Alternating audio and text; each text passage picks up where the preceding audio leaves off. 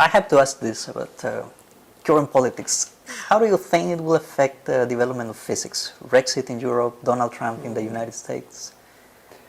Well, the main effect will always be the money flow, because science does cost money. Theoretical physics is relatively cheap because all we need is an office, a computer, a secretary, and some money for travel, and we can do our thing that we like to do most. But experimental physicists, of course, need machines and a budget for building those. They need some security and the immediate future, whether the budget will last, and those things are very important for for the experimental physicists, and for that, current events are important because they can safeguard the money flow. There's another thing, when you talk about political events, they're often based on certain convictions people have. And there I think the most important thing for us physicists in general is education. So there should be money going not only in university education, but also primary and secondary schools. We also depend on that.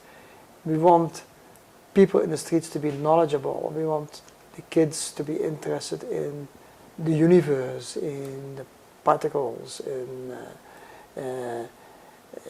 all the exciting technology, the computers. Not only how can we use the computers for our social contacts, but also how do these computers work? What makes them run? What kind of improvements could be conceived, and so on. And also what kind of programs do we write? Can we make self-riding cars and things like this? So you need to excite the young people, and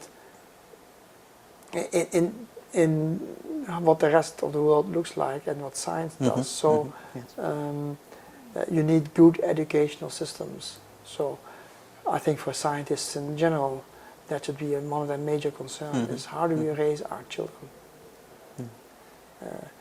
So in that respect, political events can have an effect on how people educate their kids. If they push most emphasis on religion, I would think that's a very bad effect that we should try to avoid. If they would emphasize that science is only one thing you can say about reality, but there are other ways to address reality, which you can read in the Bible and things like that, then I think we're on the wrong track, and we should definitely do our best to get a system where education is important.